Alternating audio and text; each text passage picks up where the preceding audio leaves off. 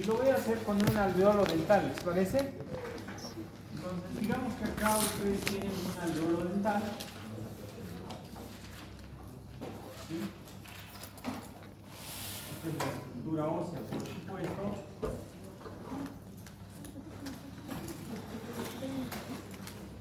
Y no sé si recuerdan, con la ruptura de los vasos, ¿sí? Con la ruptura de los vasos sanguíneos, ¿está bien? Entonces acá se va a empezar a formar un coágulo de sangre, donde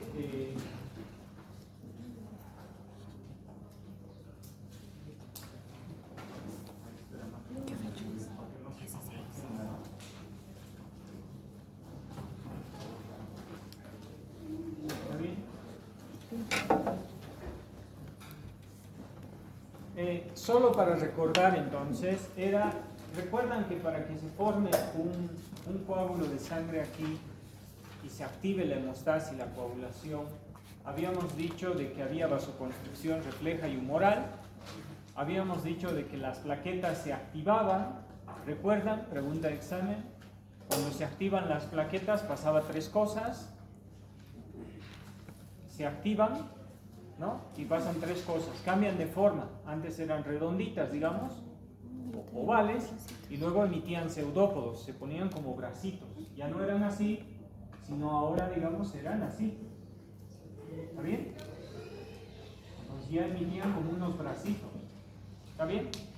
Y luego liberaban sustancias químicas, no se olviden, y estas plaquetas se fijaban a una sustancia que por la ruptura de los vasos sanguíneos o la ruptura del ligamento periodontal acá, se expone un tejido que se llama el tejido subendotelial, que es un tejido conectivo subendotelial, ¿no?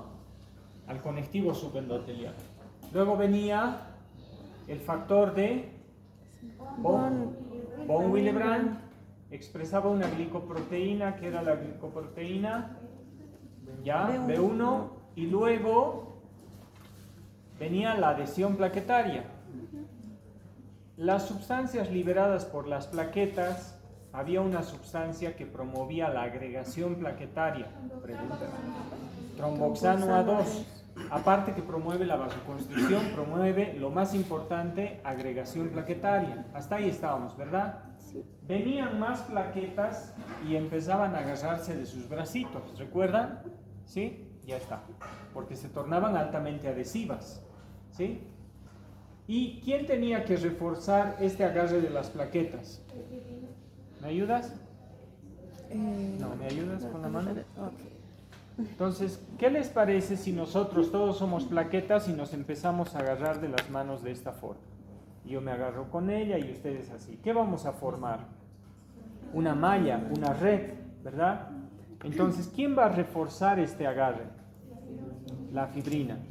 Pero todavía no hay fibrina en la sangre. Entonces tenemos otra sustancia denominada fibrinógeno. El fibrinógeno es una proteína plasmática. Y justo lo que dices es soluble. Digamos que no es duro, no es resistente. Y se tiene que volver en una sustancia insoluble.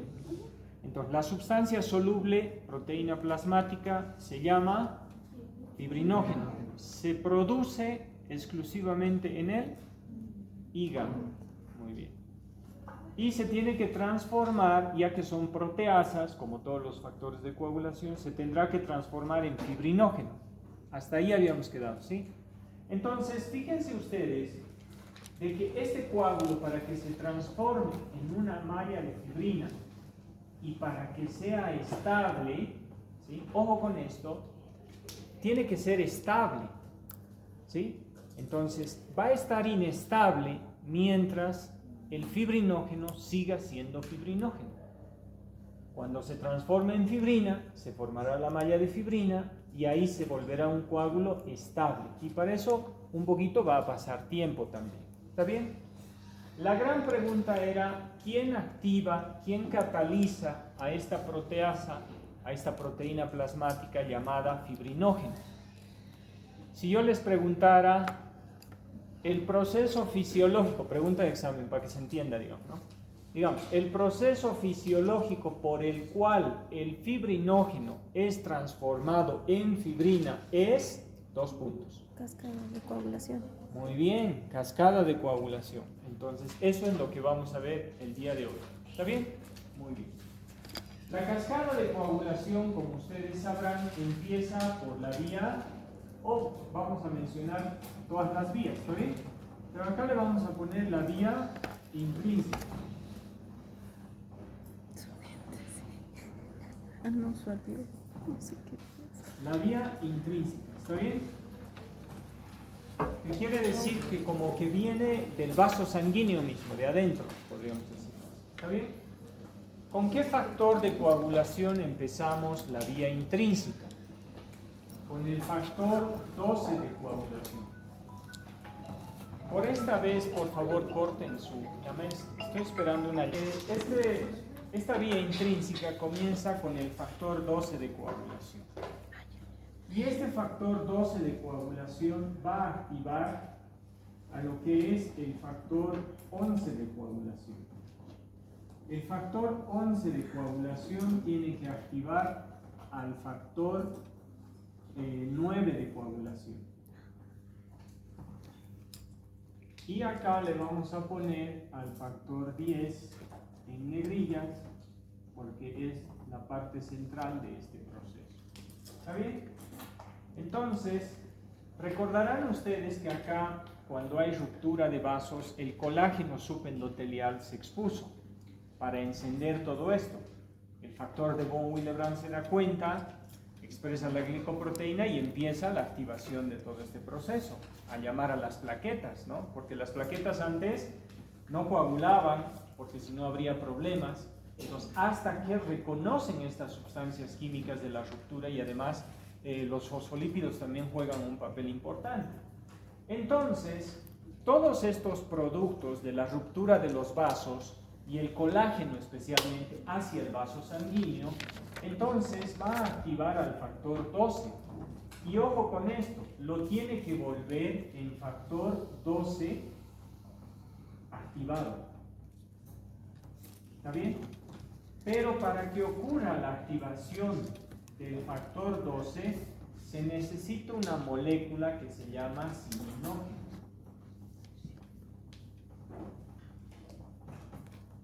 ¿Está bien? Se llama cininógeno. Cininógeno. ¿Está bien? El cininógeno, entonces, con ayuda de la calicreína, adicionalmente la procalicreína y la calicreína, aquí va a haber un círculo de reactivación, porque este proceso es un poquito lento. Entonces el cininógeno tiene que transformar al factor 12 en factor 12 activado para que todo lo que acá pase ya fluya. Al ser una cascada, entenderán ustedes que una cascada es una secuencia de hechos que después ya no la puedes evitar, ¿sí o no? A no ser que haya una falla.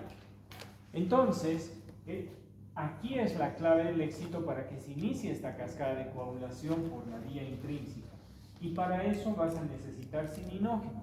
Pero como es un poco lento, va a haber otra sustancia, que es la procalicreína, que luego que se llama igual catalizada para transformarse en calicreína, y empieza a retroalimentarse para que el factor 12 o todos los factores se activen al 12. ¿Está bien? Luego, este factor 12 activado, entonces recién transformará y activará al factor 11 de coagulación. Entonces vamos a tener un factor 11 de coagulación activado. ¿Está bien? Ahora aquí viene después lo interesante, porque en esta etapa, cuando el factor 11 va a activar al factor 9, ¿sí?, va a incorporarse un factor de coagulación que es un factor comodín, que es el factor 4 de coagulación, denominado calcio. El calcio también es liberado por las plaquetas, por si acaso.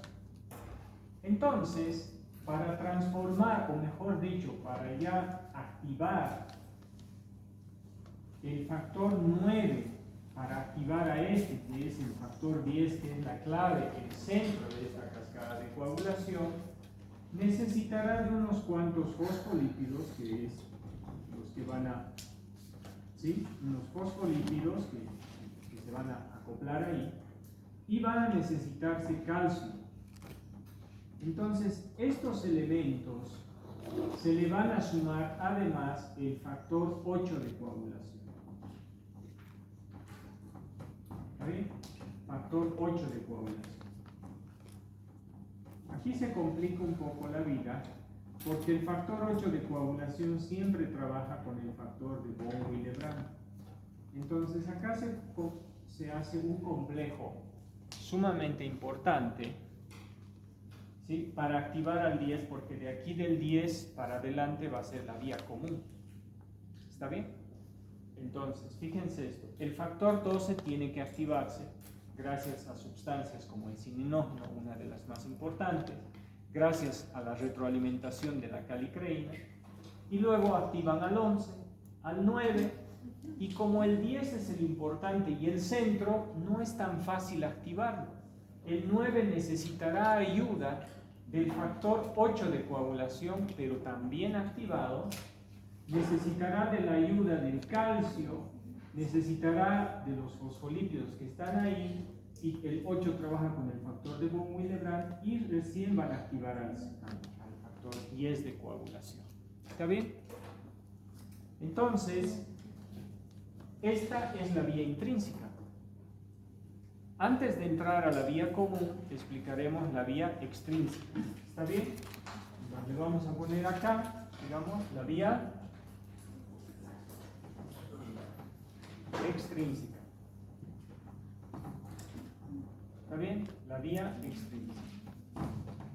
La vía extrínseca, que quiere decir que es por fuera, tiene que ver con los tejidos, entonces comenzará su activación con un factor que es el factor tisular.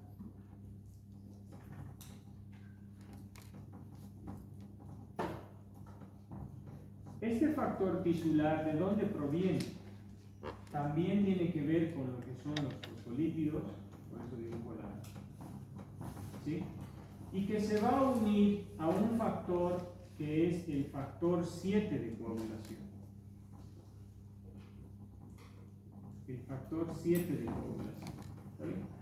Pero este factor 7, cuando se une con esto que tiene como unas pequeñas tenazas, a la membrana, ¿sí? De estos fosfolípidos, mejor dicho, a lo que son partes de una membrana, por ejemplo celular, pero específicamente a los fosfolípidos, entonces se tendrá que convertir en factor 7 activado. El factor 7 activado más el calcio más este anclaje que tienen acá forman otro complejo y activan al 10. Es más corta la vía, ¿sí? Es mucho más corta la vía. Pero si se fijan bien ustedes, ambas confluyen en el 10, en el factor 10.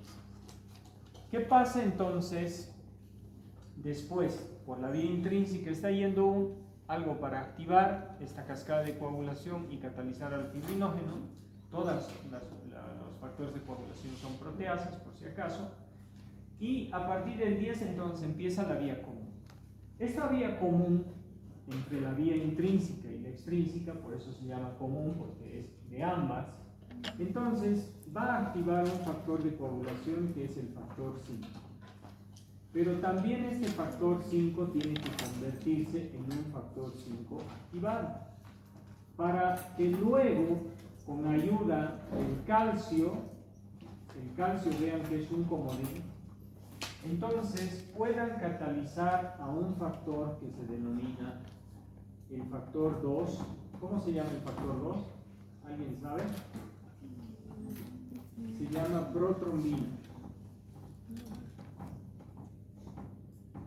Y cuando se vuelva factor 2 activado, ¿sí? Luego va a ser catalizado y se va a volver en trombina. La trombina más el calcio recién van a poder activar al factor 1. ¿Y cómo se llama el factor 1 de coagulación? Fibrinógeno.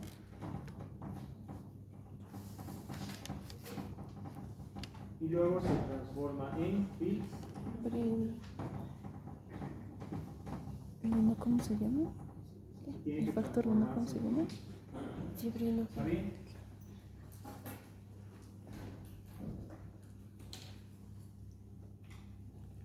¿Sí? Esta explicación, por si acaso, está en Gaito. El mismo dibujo está ahí. Está un poco más complejo en Gaito. Pero ahora yo les quiero explicar, digamos, cuál sería la parte más importante para nosotros, más que repetir todos los compuestos químicos que activan todo este proceso, ¿no? Lo estamos tratando de simplificar. Entonces ahora nosotros deberíamos detectar ciertas cosas que nos interesan para la parte clínica. ¿Está bien? Si han visto, es una secuencia de hechos que yo lo podría resumir diciendo el factor 12 activado activa al 11, al 9, el 9 necesita del factor 8 y el 8 siempre trabaja con el factor de von Willebrand, necesita calcio, activa al 10. Luego activa 8 al 5, al 2 y al 1, punto. Eso es cascada de coagulación. Lo mismo podríamos hacer, pregunta, digamos, de examen. Una posible pregunta podría ser: ¿por qué factor de coagulación empieza la vía intrínseca? Perdón, la vía extrínseca. Factor 7.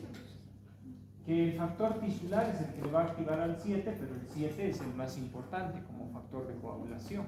¿Está bien? ¿Por qué factor de coagulación empieza o comienza la vía intrínseca? El factor 12 de coagulación. Es una posible pregunta. Muy bien. Entonces, ya saben que ahora todo este proceso es con ese objetivo. Pero ¿qué nos podría interesar a nosotros? Ya para la parte clínica y para valorar pacientes, por ejemplo, ¿qué es lo que está fallando con la coagulación? Una pregunta que nos podríamos hacer es: ¿estará fallando la primera fase hemostática primaria, lo que hablamos en la anterior clase? Si está fallando esa, ¿qué debemos considerar? Plaquetas, ¿verdad? ¿Sí o no? Para la primera fase era importante saber qué cantidad de plaquetas tenía el paciente o no, ¿sí o no? También era importante si estaba tomando algunos fármacos, como por ejemplo la aspirina. ¿Por qué? Porque afectaba netamente a la primera fase hemostática primaria. Entonces aquí deberíamos nosotros empezar a detectar qué puede fallar en esta segunda etapa. ¿Está bien? Entonces una de las primeras preguntas, también que es muy potenciales para examen, que es muy importante, es: ¿dónde se producen los factores de coagulación? ¿Dónde? En el hígado. Siguiente pregunta, yo puedo poner así: todos los factores de coagulación se producen en el hígado, excepto... Ahí ya les cambié. ¿Sí o no? ¿Ven cómo cambiamos las preguntas? ¿Sí? Yo puedo preguntar así, ¿no? ¿Dónde se producen los factores de coagulación? En el hígado, perfecto. Pero de pronto yo ya sé que van a responder eso. Entonces, les quiero complicar un poquito la vida. Entonces puedo hacer otra pregunta y digo: los factores de coagulación se producen o son sintetizados o formados en el hígado, excepto el 8. Excepto el 8. Porque el 8 viene de las células endoteliales, por ejemplo. ¿Está bien? Ya. Ahora, les dejo esas preguntas y anótenlas como preguntas para investigarlas también. ¿Está bien? No solamente confíen en mi palabra, sino también vayan y revisen para el examen. Eso es, digamos, en la parte del estudio es posible pregunta. Entonces estudias dónde se sintetizan. Posible pregunta, excepto una, dos, ¿cuántos factores de coagulación no se producirán en el hígado? Y nada más mencionar. ¿Está bien? El factor 8 es uno de ellos. Bien. Otra pregunta muy potencial ya con esto, porque sí tiene que ver con la clínica. ¿Qué factores de coagulación serán dependientes de vitamina K? Y lo vamos a poner acá. Factores de coagulación dependientes de vitamina K. ¿Por qué? Porque muchas veces para hacer una cirugía o algo, al paciente se le inyecta vitamina K. ¿sí? Pero la pregunta es, ¿por qué le están inyectando vitamina K? ¿Qué va a hacer la vitamina K en ese organismo? ¿Está bien? ¿O qué quieren promover ustedes con la vitamina K? Con hacerle inyectar al paciente vitamina K. Entonces, la pregunta será, ¿qué factores de coagulación son dependientes de vitamina K? Dicho de otra forma, necesitan de la vitamina K y de hecho de la vitamina K activada para que se formen estos factores de coagulación. ¿Qué factores de coagulación van a ser? El 10, el 7,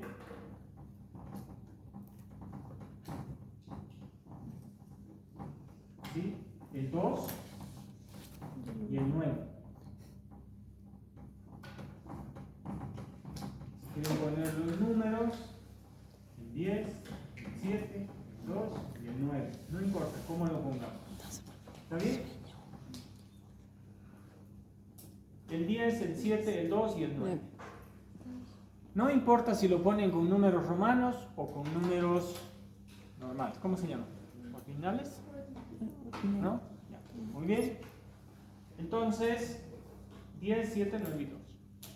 Entonces tú sabes que si todos los factores de coagulación, bueno, excepto alguno, se forman en el hígado, un problema hepático podría traer problemas en la vitamina K, ¿sí o no? En la asimilación, absorción. Puede haber un déficit de vitamina K.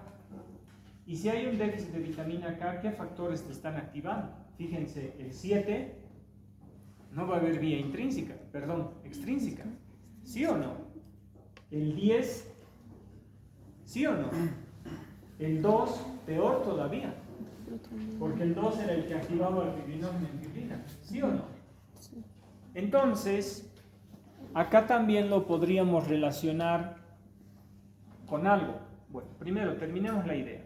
Si tú tienes deficiencia de vitamina K por alguna razón, entonces sí le puedes dar suplementos de vitamina K, con el objetivo de que ayude a formar factores de coagulación 7, 10, 2 y 9.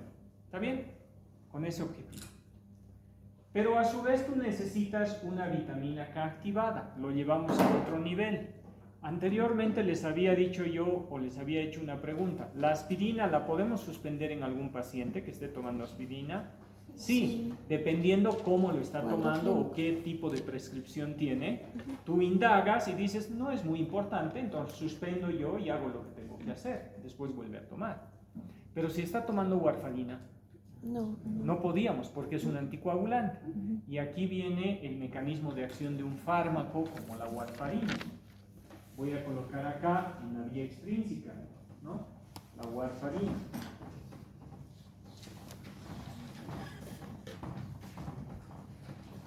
A la warfarina se le atribuye que inhibe la vía extrínseca, ¿sí? Porque la warfarina, dentro de su mecanismo de acción, inhibe a la epóxido-reductasa. Aquí le vamos. Ahora les digo. Epóxido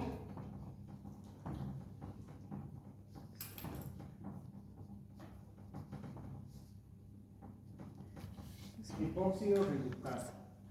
¿Está bien? La warfarina dentro. ¿Se acuerdan de que la aspirina dentro de su mecanismo de acción inhibía la COX-1, COX-2, verdad? Y al inhibir a la COX-1 y la COX-2 no podían actuar sobre el ácido araquidónico, por lo tanto no había prostaglandina, sino había tromboxano A2. Y el tromboxano A2 era para la agregación plaquetaria. ¿Sí? ¿Qué hace entonces al inhibir a la warfarina? La warfarina al inhibir a la epóxido-reductasa. Es una enzima que cataliza a la vitamina K para poderla transformar en vitamina K activada. ¿Sí? Ejemplo, tú tienes vitamina K, ¿está bien? Por alguna razón X le hacemos un análisis a este paciente y este paciente tiene vitamina K por montones, no hay ningún problema con la vitamina K, pero no tiene epóxido reductasa. Es la enzima que tiene que activarle a la vitamina K. Si la vitamina K no está activada, no se pueden formar estos factores de coagulación. Entonces la warfarina, que es un medicamento, actúa de esa forma. Inhibe a la epóxido reductasa, la anula, como a la COX-1 y COX-2, la aspirina. Al no haber epóxido reductasa, ¿qué estás haciendo? Inhibiendo a la vitamina K, que no haya vitamina K activada. Y si no hay vitamina K activada, ¿qué factores de coagulación te van a faltar? 7, 2, 9. Así es, eso es lo que pasa en los pacientes que están tomando vitamina K. Perdón. Eso de confundirse es contagioso. ¿Sí o no? Entonces ya sabemos de que este proceso puede ser alterado a propósito por un cardiólogo, por ejemplo, que el paciente tenga a producir trombos y como ese paciente empieza a producir trombos, entonces puede morir por una embolia cerebral, una embolia pulmonar o algo, porque se desprenden émbolos, ¿sí? Entonces está tomando warfarina. Entonces es muy peligroso que ustedes le corten la warfarina, porque si le cortan, esto va a empezar a funcionar y va a empezar a formar trombos y luego el paciente puede morir. No podemos suspenderlo, ¿sí? Bien. Ahora, ya hemos visto uno de los detalles con algún tipo de fármaco anticoagulante. Ojo, la warfarina es un anticoagulante. ¿Qué otro anticoagulante conoce? Con H, la heparina. Entonces, la vamos a poner aquí a la heparina, a este ladito.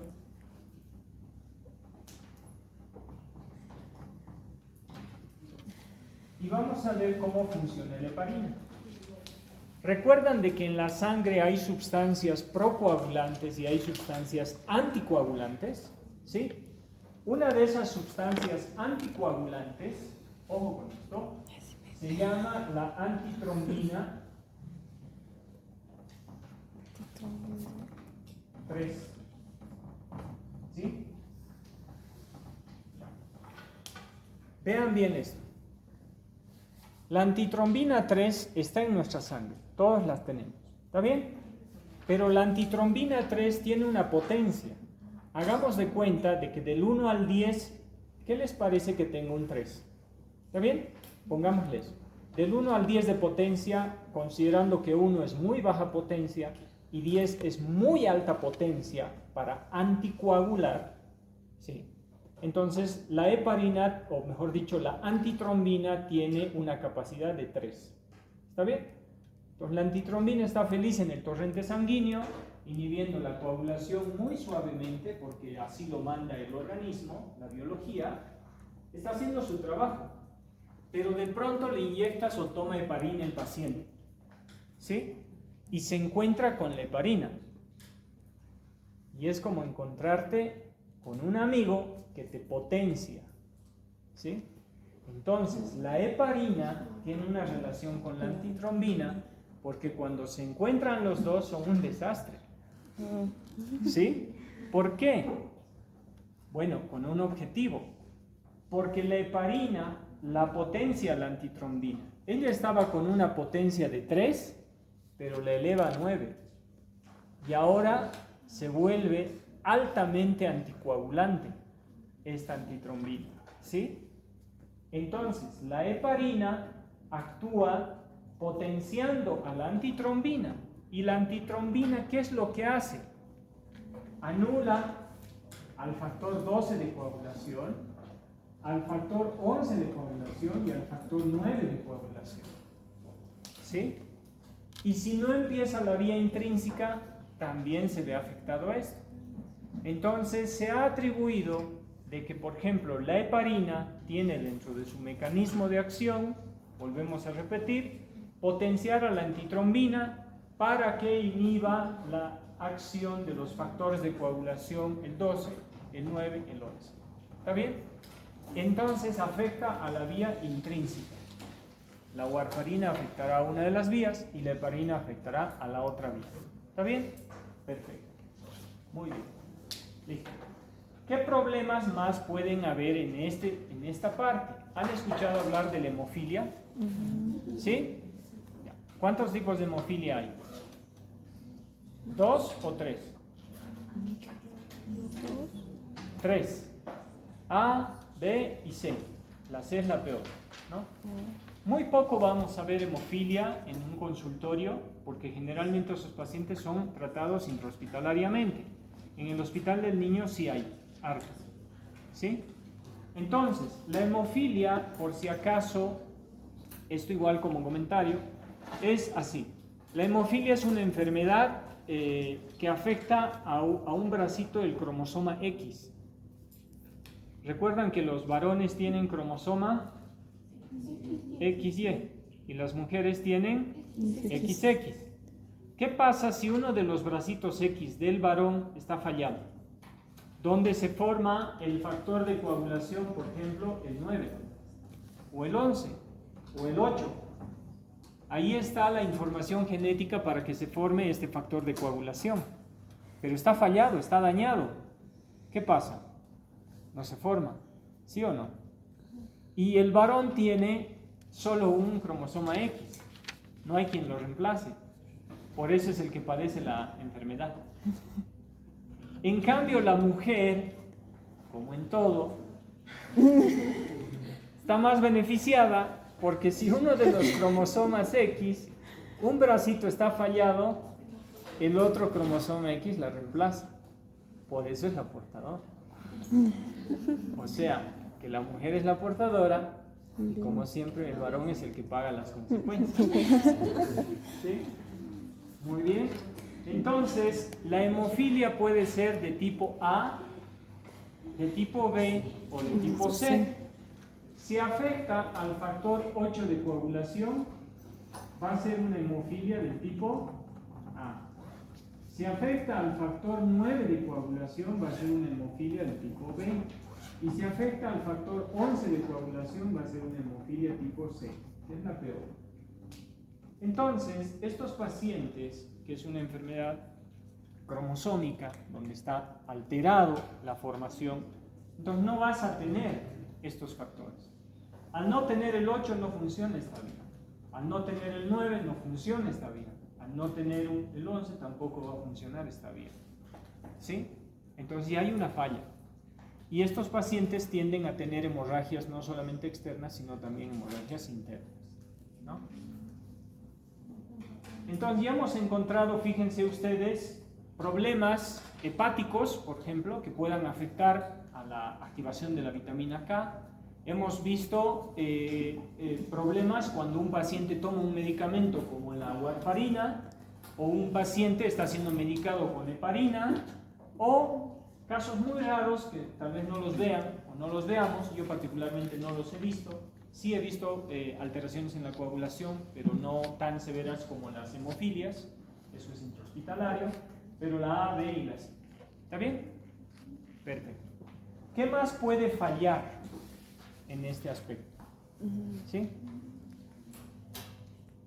Que falte fibrinógeno. ¿Dónde se forma el fibrinógeno? En el hígado. Entonces puede haber un síndrome, ¿sí?, donde esté disminuido la cantidad de fibrinógeno. ¿Y qué pasa si no existe fibrinógeno? No se va a consolidar esta malla. Y el paciente empieza a... ¿Recuerdan los bracitos que se agarran y luego se tienen que consolidar para que nadie se suelte? Esa malla tiene que estar muy dura, muy rígida. De hecho, para ir terminando esta primera partecita nada más, me faltan algunas cosas, es esta malla de fibrina adicionalmente va a atrapar ¿qué? Glóbulos blancos, adicionalmente va a atrapar plaquetas, adicionalmente va a atrapar glóbulos rojos. Entonces se vuelve una matriz extracelular, una malla por donde las células van a empezar a reconstruir el tejido y va a comenzar la proliferación del tejido fibroso como parte de la cicatrización, ¿sí? ¿Y acá qué se va a construir? Hueso. Pero el hueso es muy lento en crecer, entonces necesitará activarse los procesos de proliferación y diferenciación celular para formar hueso. ¿Y aquí arriba qué va a formar para cubrir el hueso alveolar? Encías. Entonces, tejido conectivo, necesitas preosteoblastos y osteoblastos que empiecen a trabajar en este sector para construir ese lugar. Entonces habían otras 2 etapas más, que era precisamente el crecimiento y proliferación celular, gracias a las sustancias químicas inductoras que se liberan, y después el crecimiento del tejido fibroso, ya con lo que las células empiezan a trabajar. Los preosteoblastos empezarán a producir hueso primario en el primer mes, en el segundo mes hueso secundario se estará estabilizando, y al tercer mes ya se consolida un hueso un poquito mejor. Y aquí arriba crecerá mucho más rápido el tejido blando a través de los fibroblastos y de los queratinocitos que van a construir epitelio y tejido conectivo, los fibroblastos, ¿verdad? Entonces ahí es muy importante. Entonces, vuelvo a recordar lo que les dije al principio. Si está fallando la primera etapa o primera fase hemostática primaria, ¿qué examen ustedes van a pedir? Pregunta de examen, digamos. Al hemograma, pero del hemograma algo te va a importar, la cantidad de plaquetas. Entonces, algunos laboratorios siempre deberían incluir cantidad o recuento de plaquetas, otros no los incluyen, siempre deberían solicitar. Y la cantidad de plaquetas deberá estar entre 150.000 a 400.000 o 450.000 por milímetro cúbico, ¿no ven? Pregunta también podría ser esa una pregunta de examen. ¿Cuál será el elemento importante en el cual usted pueda pedir un examen laboratorial para verificarlo en la primera fase hemostática primaria? Larga la pregunta, ¿verdad? ¿Sí o no? ¿Cuál es el elemento importante en la primera etapa? Las plaquetas. No lo duden, las plaquetas. ¿Está bien? ¿Qué fármaco podrá alterar, digamos, el proceso de la primera fase hemostática primaria como fármaco importante? Aspirina. Yo les pongo ahí, digamos, 2 preguntas en una sola. No se asusten. Yo les pongo, digamos, ¿qué fármaco podría alterar la primera fase hemostática primaria? Espacio, espacio. Respuesta es aspirina, la cual inhibe la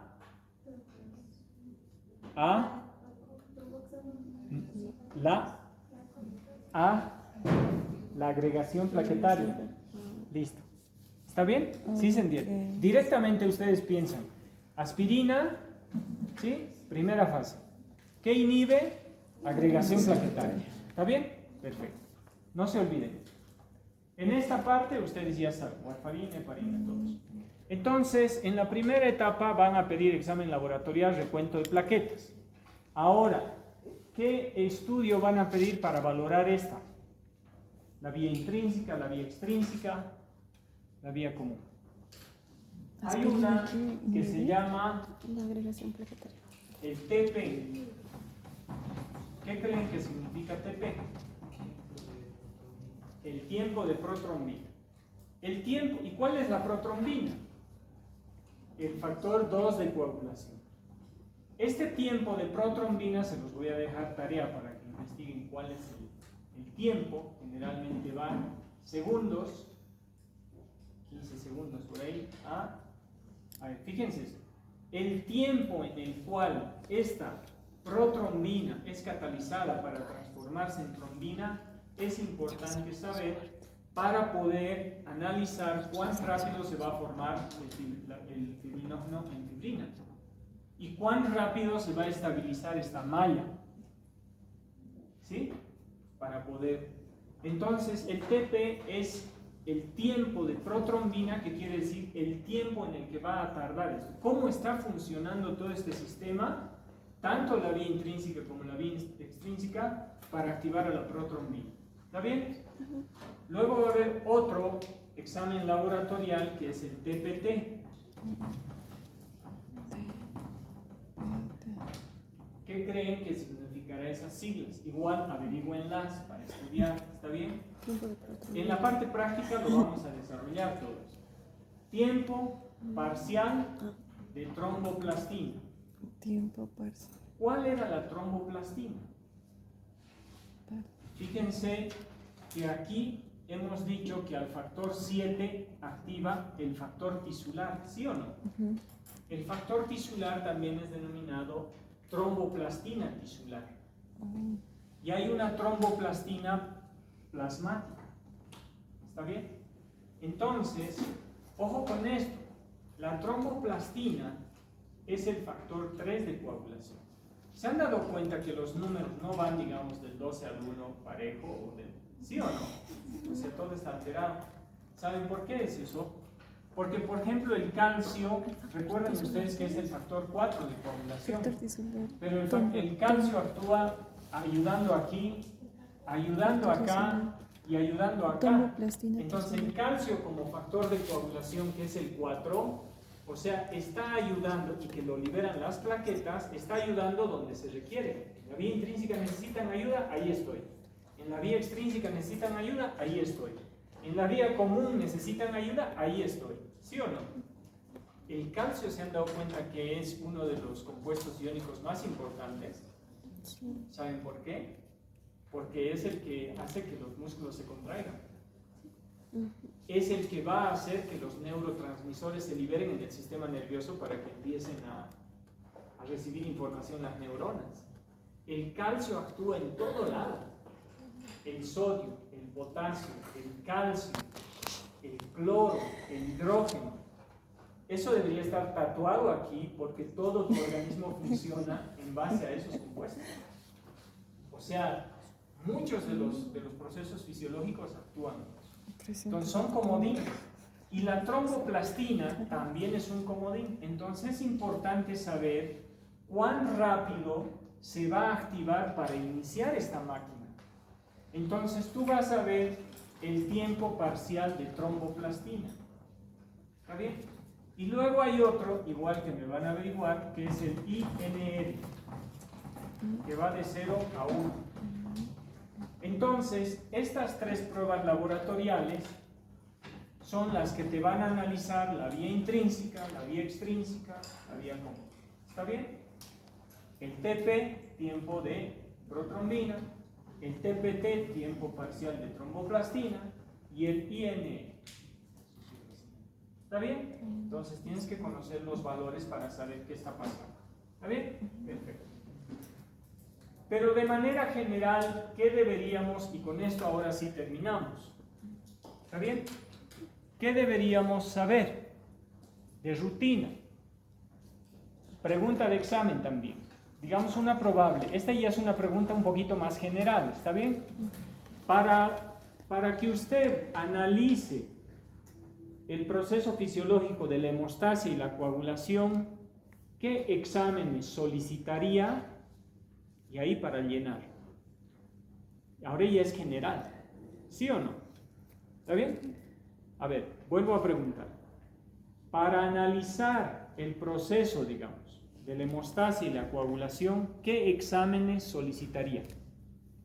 Primero, recuento de plaquetas. ¿Sí o no? Ya. Segundo, no les he dicho todavía, tiempo de coagulación y tiempo de sangría. ¿Sí o no? Ahí ya son 3. Tercero, el TP. Cuarto, el TPT y luego el INR. ¿Sí? A ver, ¿eran 5? ¿Cuántos son? Volvemos a repetir. ¿6? A ver, yo conté mal. A ver, todos los análisis para valorar un paciente si tiene problemas hemorrágicos. Listo. ¿Está bien? ¿Qué exámenes pediría? Recuento de plaquetas, 1. Tiempo de coagulación, 2. Tiempo de sangría, 3. Después, TP, tiempo de protrombina, el TPT, tiempo parcial de tromboplastina, y el INR. Con esos ya estás. ¿Sí? ¿Y qué es lo que tienes que saber? Solo los valores fisiológicos, porque si alguno está fuera de esos valores, algo está pasando en ese paciente. ¿Sí o no? Entonces, para cirugía, ¿qué van a pedir? Todos estos exámenes laboratoriales. Deberían incorporarse en el hemograma o en el coagulograma, en realidad. ¿Está bien? Muy bien. ¿Algo que me he olvidado? Sí, me he olvidado 2 cosas. Ahora sí, con eso terminamos. Es que es contagioso eso. Ya. Por si acaso hay signos y síntomas. En la primera fase hemostática primaria, que se llama, lo que hemos visto en la anterior clase, hay unos signos y síntomas que se llaman púrpuras, petequias y equimosis. Quiere decir que si algún paciente te refiere que tiene equimosis, que le salen esas moretones, ¿no es cierto? O que de pronto se chocan con algo y aparece el moretón así muy rápido, entonces esos son equimosis. De hecho, cuando hagamos punción venosa, a algunos se les van a hacer equimosis. Vamos a tomar fotos, ¿ya? ¿Está bien? Entonces hay equimosis, que es la extravasación de sangre en el tejido, en el intersticio, y esa sangre se vuelve morada, después se vuelve verde, amarillo, y así cambia de colores. ¿Sí? Bien. Y las petequias y las púrpuras son como pequeños puntitos. Algunas veces lo conocen como fragilidad capilar. De hecho, muchos autores dicen que si el paciente tuviera equimosis, petequias y púrpuras, lo más probable es que esté fallando la primera fase hemostática primaria. Entonces ya ahí te prende la alerta. Tienes que preguntar o decir, o el paciente te comenta eso, ¿no? En cambio, si falla esta parte de la cascada de coagulación, el paciente va a tener hematomas, hemartrosis también, hematomas en articulaciones, ¿sí? O las coagulopatías que son más graves como la hemofilia. Y el hematoma ya es distinto, es una colección de sangre circunscrita, no es difusa como la equimosis, es circunscrita y que en algunos casos necesitan fármacos para producir lisis de ese coágulo y que se disuelva, porque no es tan fácil. Y si no vas a lograr disolver ese coágulo, ¿qué tienes que hacer? Como si fuera un quiste. Entras a operar, haces un corte y retiras el coágulo, porque el coágulo se va a necrosar y va a causar alteraciones o infecciones en ese lugar. ¿Está bien? Entonces, no se olviden, signos, síntomas de un paciente, equimosis, púrpuras y petequias, lo más probable asociado con la primera fase. Hematomas con la segunda. Hemartrosis no es otra cosa que hematomas, pero en articulaciones. Y coagulopatías, cualquier coagulopatía que esté alterando, como el caso de la hemofilia. Hasta ahí estamos bien. ¿Ya? Con eso hemos terminado hemostasia y coagulación. ¿Está bien? Bueno. Muy bien, entonces chicos, nos vemos la próxima clase.